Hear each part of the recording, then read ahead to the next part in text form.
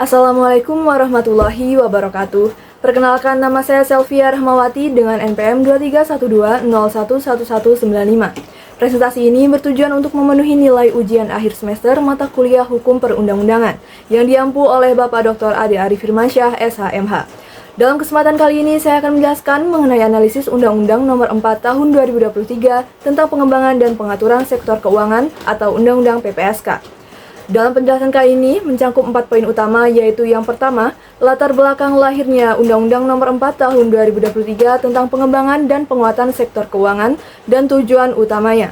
Yang kedua, 5 aturan atau pasal yang paling penting untuk diketahui publik dan bagaimana aturan undang-undang tersebut mempengaruhi kehidupan masyarakat sehari-hari.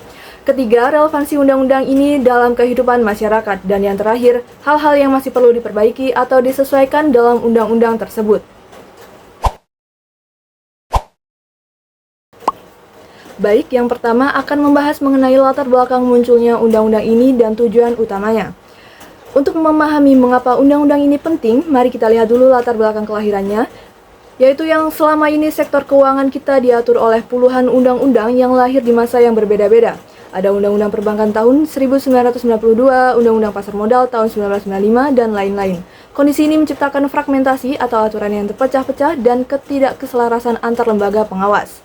Dampaknya, ketika muncul fenomena baru seperti aset kripto, vintage atau teknologi finansial, atau kasus-kasus besar investasi bodong, regulasi kita terasa lambat, bahkan seringkali ada kekosongan hukum yang dimanfaatkan oleh pihak tidak bertanggung jawab. Negara menyadari bahwa untuk mewujudkan masyarakat yang adil, makmur, dan sejahtera, perekonomian harus didukung oleh sektor keuangan yang optimal dan tangguh. Undang-Undang PPSK lahir sebagai respon atas kebutuhan mendesak untuk merombak arsitektur keuangan nasional secara komprehensif. Undang-undang ini menggunakan metode Omnibus Law, yaitu metode yang menyelaraskan, merevisi, dan menyatukan berbagai pengaturan dari berbagai undang-undang ke dalam satu payung hukum. Selanjutnya, tujuan utamanya sangatlah strategis dan berfokus pada 5 pilar utama. Yang pertama, stabilitas dan ketahanan. Ini menjadikan sektor keuangan Indonesia sangat tangguh, tidak mudah goyah oleh krisis global, dan memperkuat jaringan pengaman sistem keuangan. Kedua, perlindungan konsumen, yaitu memberikan kapasitas hukum dan perlindungan yang maksimal bagi masyarakat sebagai pengguna jasa keuangan. Ketiga, inovasi dan efisiensi. Ini mendorong perkembangan teknologi dan inovasi di sektor keuangan, termasuk aset digital secara aman dan teratur. Selanjutnya yaitu inklusi keuangan, yang memastikan akses layanan keuangan yang merata dan terjangkau bagi seluruh lapisan masyarakat, termasuk di daerah terpencil. Selanjutnya, pendalaman pasar keuangan, yaitu memperbesar dan memperkuat pasar modal agar mampu memobilisasi dana jangka panjang untuk pembangunan berkelanjutan di Indonesia. Selanjutnya, pembahasan yang kedua, yaitu 5 aturan atau pasal yang paling penting untuk diketahui publik dan bagaimana aturan undang-undang tersebut mempengaruhi kehidupan masyarakat sehari-hari. Undang-Undang Pengembangan dan Penguatan Sektor Keuangan memiliki ratusan pasal perubahan, tetapi ada 5 aturan yang secara langsung menyentuh dan mengubah kehidupan kita sehari-hari. Yang pertama, penguatan kewenangan Otoritas Jasa Keuangan atau OJK dalam perlindungan konsumen. Terdapat dalam bab 9 pasal 133 dan bab 13 pasal 247 sampai dengan pasal 251 Undang-Undang Nomor 4 Tahun 2023 tentang pengembangan dan penguatan sektor keuangan. Pasal 133 mengatur langkah-langkah OJK dalam perlindungan konsumen, termasuk kewenangan menetapkan sanksi. Dan pasal 247 melarang pelaku usaha sektor keuangan atau PWSK melakukan kegiatan usaha tanpa izin. Undang-Undang Pengembangan dan Penguatan Sektor Keuangan ini memberikan kekuatan hukum yang luar biasa kepada OJK untuk benar-benar membela kita sebagai konsumen. OJK kini secara eksplisit memiliki kewenangan untuk melakukan penetapan ganti rugi yang bersifat mengikat kepada lembaga jasa keuangan atau LJK. Jika misalnya mengalami kerugian akibat kelalaian bank atau klaim asuransi yang sengaja dipersulit, OJK dapat memerintahkan ganti rugi itu harus dipenuhi. Ini menghilangkan kerumitan proses pengadilan yang biasanya memakan waktu bertahun-tahun dan biaya yang mahal. Bagi masyarakat, ini adalah peningkatan drastis dalam kepastian hukum dan kecepatan penyelesaian sengketa. Undang-undang ini juga secara tegas melarang segala bentuk aktivitas keuangan tanpa izin yang mencangkup investasi bodong dan pinjol ilegal, sehingga memberikan dasar hukum yang kuat bagi penindakan. Yang kedua yaitu pengalihan, pengaturan, dan pengawasan aset digital atau kripto. Aturan peralihan pada pasal 303 Undang-Undang Nomor 4 Tahun 2023, pasal ini mengamanatkan bahwa pengaturan dan pengawasan aset kripto dialihkan dari Bapepti atau Badan Pengawas Perdagangan Berjangka Komoditi kepada OJK paling lama 2 tahun sejak Undang-Undang Pengembangan dan Penguatan Sektor Keuangan ini berlaku. Aset kripto kini diakui secara resmi sebagai produk keuangan yang diawasi oleh OJK. Ini adalah pengakuan bahwa aset digital bukan sekadar komoditas, melainkan telah menjadi instrumen investasi yang kompleks. Bagi yang berinvestasi di aset kripto, pengawasan OJK menjamin standar yang lebih tinggi dalam perlindungan konsumen, keamanan cyber, dan transparansi laporan keuangan penyedia jasa kripto. Hal ini bertujuan untuk menciptakan ekosistem aset digital yang lebih terpercaya dan aman dari praktik penipuan yang memanfaatkan teknologi. Yang ketiga yaitu penguatan mandat lembaga penjamin simpanan atau LPS dan jaring pengaman keuangan. Undang-Undang PPSK merevisi Undang-Undang Lembaga Penjamin Simpanan atau LPS. Salah satu poin pentingnya adalah perubahan pada bab 9 pasal 204 Undang-Undang Nomor 4 Tahun 2023 yang memperkuat koordinasi antar otoritas keuangan. Poin lainnya adalah perluasan mandat lembaga penjamin simpanan untuk membentuk dana cadangan penyelamatan bank melalui perubahan pada pasal 27A Undang-Undang LPS yang diubah melalui Undang-Undang PPSK. LPS yang kita kenal sebagai penjamin simpanan kini memiliki peran yang lebih besar sebagai otoritas resolusi bank. Dengan adanya dana cadangan penyelamatan bank, sistem keuangan kita memiliki buffer atau cadangan yang siap digunakan sebelum krisis terjadi.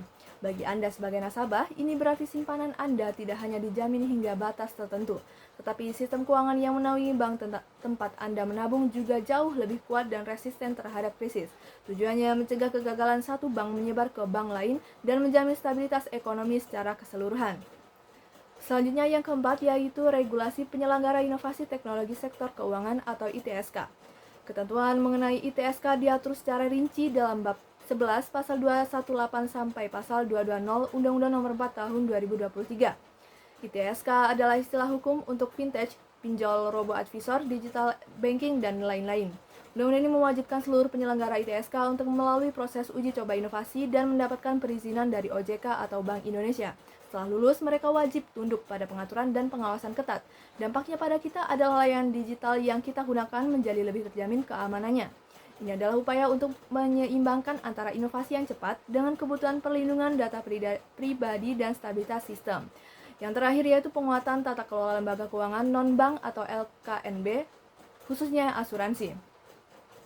Undang-Undang PPSK melakukan perubahan besar pada Undang-Undang Perasuransian melalui bab 6, salah satunya ketentuannya adalah mendorong perubahan bentuk badan hukum perusahaan asuransi berbentuk usaha bersama. Pasal 104 Undang-Undang PPSK menjamin menjadi perseroan terbatas atau PT jika tidak memenuhi syarat tertentu. Pasal ini sangat penting bagi jutaan pemegang polis asuransi. Perusahaan asuransi berjenis usaha bersama atau UB sebelumnya dimiliki oleh anggota pemegang polis. Undang-Undang PPSK memberikan mandat untuk perubahan ke bentuk PT untuk meningkatkan tata kelola perusahaan, permodalan, dan transparansi. Dengan tata kelola yang lebih baik dan permodalan yang lebih kuat, diharapkan kasus-kasus kesulitan klaim atau gagal bayar asuransi dapat diminimalisir, memberikan kepastian yang lebih besar bagi pemegang polis di Indonesia. Pembahasan yang ketiga adalah mengenai relevansi Undang-Undang Nomor 4 Tahun 2023 tentang pengembangan dan penguatan sektor keuangan dalam kehidupan masyarakat. Undang-Undang Pengembangan dan Penguatan Sektor Keuangan ini bukan hanya urusan regulator dan bank besar, tetapi meresap ke dalam sendi-sendi kehidupan kita, mulai dari hak, kewajiban, hingga dampak sosial, ekonomi yang lebih luas.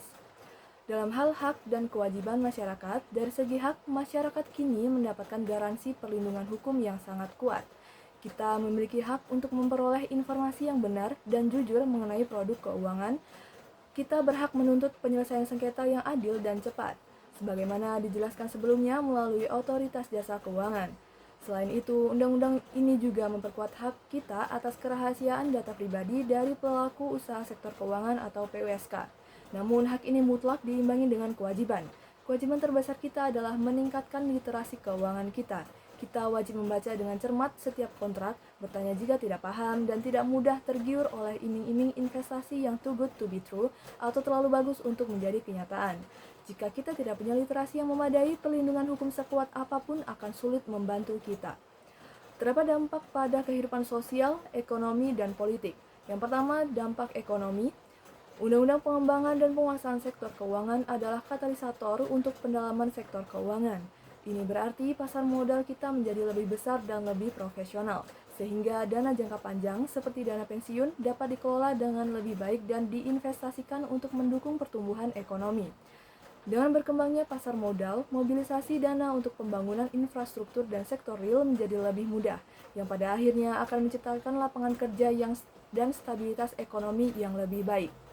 Yang kedua, dampak sosial, melalui dorongan pada inklusi keuangan atau ketersediaan akses pemanfaatan produk keuangan yang terjangkau. Undang-undang ini bertujuan mengurangi kesenjangan.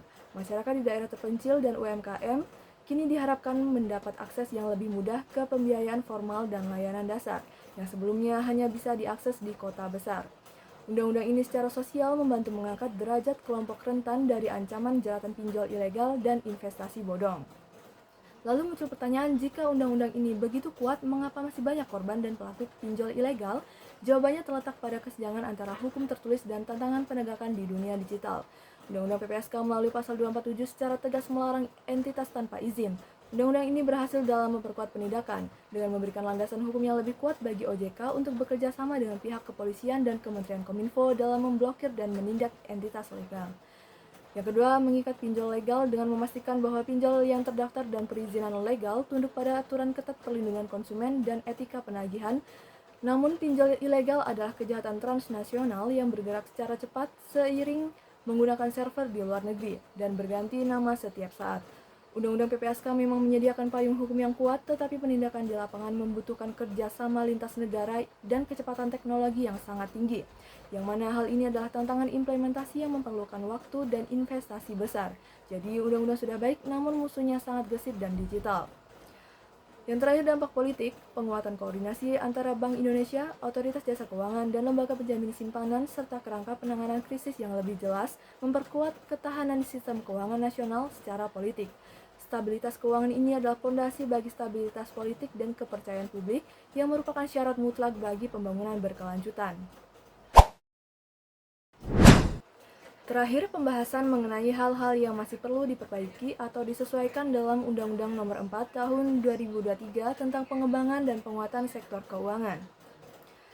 Yang pertama, ada sentralisasi kekuasaan dan risiko independensi. Dengan Undang-Undang PPSK, kekuasaan OJK menjadi sangat besar, yang berisiko mengancam independensi OJK jika check and balance internal lemah. Hilangnya independensi akan menurunkan kualitas pengawasan dan membuka celah bagi pinjol ilegal. Solusinya, OJK harus segera memperkuat pengawasan internal dan transparansi untuk menjamin fokus pada stabilitas dan perlindungan konsumen. Yang kedua yaitu kesenjangan sumber daya manusia dan teknologi untuk mengawasi dunia digital. Meskipun Undang-Undang PPSK sudah mengamanatkan pengawasan sektor keuangan digital, efektivitasnya terhambat karena keterbatasan sumber daya manusia dan teknologi OJK, sehingga otoritas kesulitan mengejar kejahatan cyber real-time yang menjadi alasan utama pinjol ilegal masih marak. Hambatan ini diperparah oleh kekosongan hukum praktis akibat terlambatnya penyusunan aturan turunan yang detail, yang sangat penting untuk mensinkronkan mekanisme koordinasi antar lembaga, seperti OJK, polisi, dan Kominfo dalam penindakan. Oleh karena itu, perbaikan harus difokuskan pada intervensi besar untuk teknologi pengawasan dan SDM cyber, sambil mempercepat dan mengharmonisasi aturan turunan untuk menutup celah penindakan di lapangan. Yang ketiga yaitu harmonisasi aturan pelaksana dan koordinasi penindakan. Keberhasilan UU PPSK yang masih berupa kerangka besar sangat tergantung pada aturan-aturan turunan seperti peraturan pemerintah atau OJK yang harus segera dirampungkan. Jika aturan ini terhambat atau tidak sinkron, akan terjadi kekosongan hukum praktis yang menghambat penindakan, terutama pinjol ilegal karena tidak ada panduan jelas mengenai koordinasi antar lembaga, antara OJK, kepolisian, ataupun Kominfo.